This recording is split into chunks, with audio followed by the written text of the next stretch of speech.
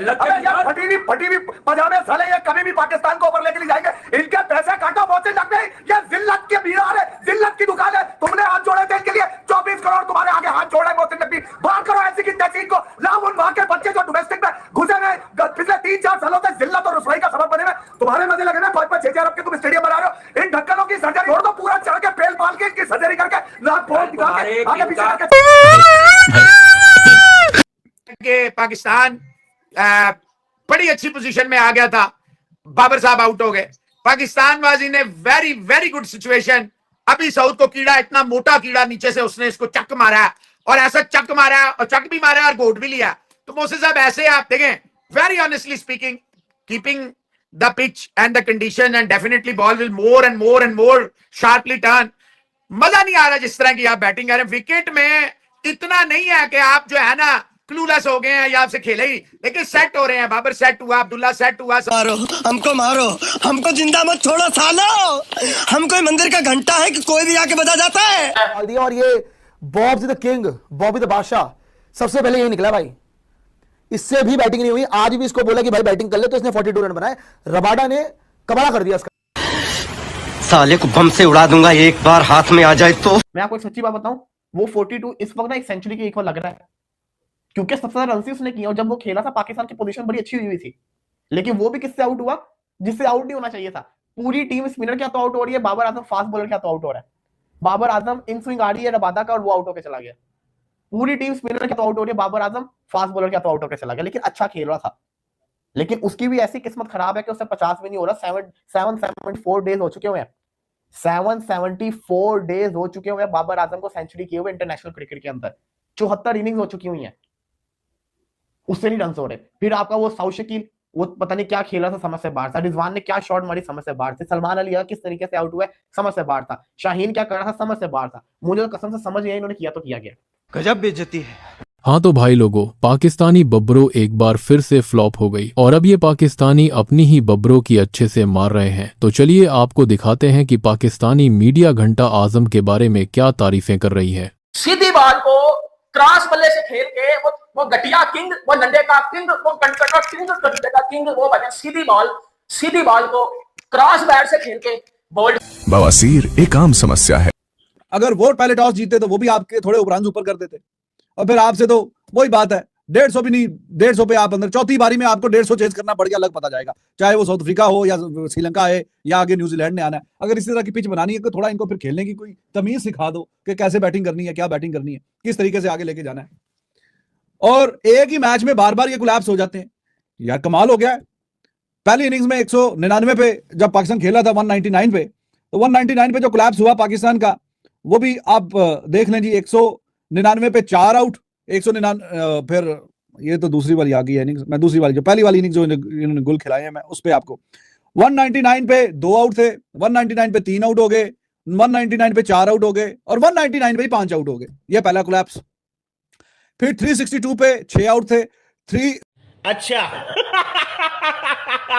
छोड़ें, आप इन्हें न्यूजीलैंड ले जाएं, ऑस्ट्रेलिया ले जाएं, इंग्लैंड ले जाएं, दुबई ले जाएं, मतलब जितनी भी जहां विकेटों से हेल्प मिल रही हो, हमारे फास्ट बॉलर्स तो देखें हेल्प किसी किस्म की लेना ही नहीं चाहते। वो विकेट यहाँ क्यों हो गई हैं? Why 2 decades gone and you don't produce a single fast bowler who can take 200 wickets? क्यों? वकार यूनुस ने बड़ी खौफनाक बात की है, पता नहीं किसी ने सुनी है कि नहीं सुनी है। क्या कहते हैं? उसने कहा ये शर्म की मकाम है कि Pakistan which was known for producing one after another great fast bowler now relying on 40 years old। उसने ये तो नहीं कहा, मैं कह रहा हूँ 40 साल बुड्ढों पे अगर, और आप स्पिनरों पे, और वो भी वो स्पिनर जो ड्रॉप हुए थे पुअर परफॉर्मेंस पे। फॉर गॉड सेक्स ये लफ्ज ना भूला करें, दे वर ड्रॉप्ड। अब तो मजाक ही होके रह गया, हर मैच के अंदर कोलैप्स करने जा रहे हैं। 167 के ऊपर मुझे पता था कि तीसरी इनिंग मुश्किल होगी पाकिस्तान के लिए, लेकिन इतनी मुश्किल हो जाएगी। आपको 100 रन की लीड मिली हुई थी, बल्कि 109 रन की लीड मिली हुई थी। अगर वो लीड ना होती तो आज हमारा क्या हाल होता, आप खुद सोचें। 167 के ऊपर ऑल आउट हो गए। वो बंदा सोच, जो 1 घंटे पहले ये मैच देख रहा होगा या 40-45 मिनट पहले ये मैच देख रहा होगा, पाकिस्तान वर एट 150 फॉर 4। वो साउथ शकील आउट हुआ, उसके बाद एकदम से इनकी लाइन लग गई। स्पिनर के हाथों जो पिछले मैच में हीरो बने हुए थे, उनसे खेला ही नहीं गया, अनाड़ियों की तरह खेल रहे हैं। मजाल है कि जो हमारे जो प्लेयर हैं, जो बैट्समैन खास करके, ये जो इनके क्रिकेट फैंस हैं, उनको जरा सुख की और राहत की जो सांस है वो लेने दें। कि ठीक है जी पोजीशन पाकिस्तान की मुस्तहकम है और उसको मजीद मुस्तहकम करके बस ठंडा माहौल है जनाब, 350 के ऊपर का टोटल डाल दिया।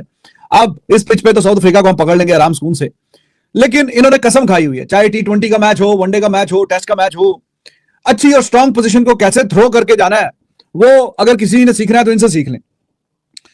और देखते देखते लम्हों में ऐसे ऐसे ऐसे करके एक के बाद एक ताश के पत्तों की तरह बिखर गए बिल्कुल।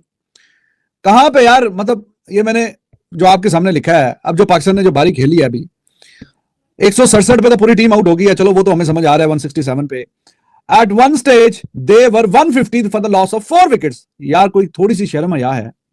ओवरऑल छोड़ दे मैच की क्या सूरत हाल है, 109 रन की लीड ली हुई है, वो तो हो गया तो जो हो गया। जिस पोजीशन से आप इस तरह के जो कोलैप्स होते हैं दे आर वेरी डेंजरस। जो अगली टीम है वो बहुत ज्यादा कॉन्फिडेंस लेके उतरती है। फिर सेट हुआ, ऐसा नहीं हुआ कि आते साथ ईशान और इमाम की तरह हुए।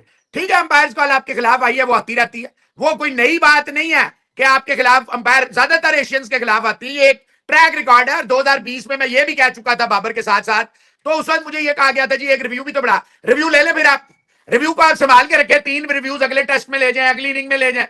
भाईजान रिव्यू बच जाएगा, आउट हो जाएगा। Try to understand this simple thing.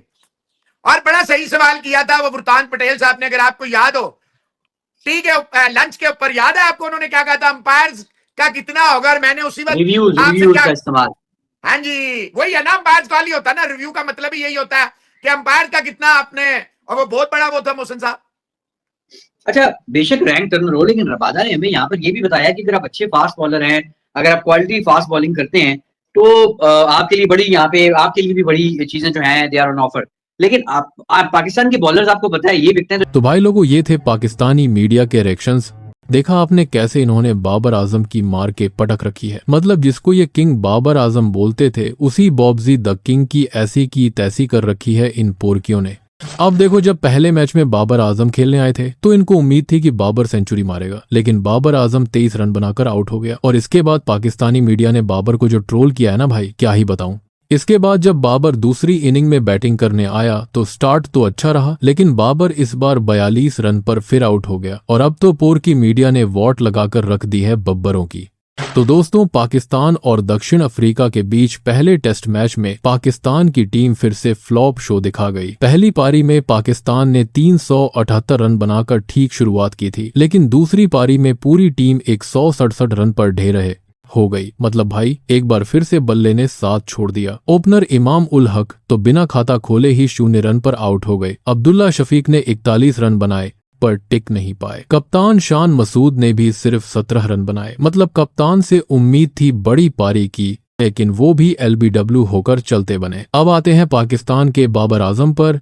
भाई हर बार यही उम्मीद रहती है कि कुछ बड़ा करेंगे, लेकिन बाबर ने फिर निराश किया। सिर्फ 42 रन बनाकर रबाड़ा की गेंद पर आउट हो गए। पहली पारी में 23 रन, दूसरी में 42 रन, यानी किंग बाबर फिर से नो शो। थोड़ी उम्मीदें सौद शकील से थीं, जिन्होंने 38 रन बनाए, पर वो भी आउट होकर लौट गए। उसके बाद रिजवान 14 रन, आघा 4 रन, और निचले क्रम के बल्लेबाज तो ऐसे ढहे जैसे ताश के पत्ते। अब दक्षिण अफ्रीका को सिर्फ 277 रन का टारगेट मिला। स्टंप्स तक अफ्रीका ने 51 रन पर 2 विकेट गंवाए, और अब उनको जीतने के लिए बस 226 रन चाहिए।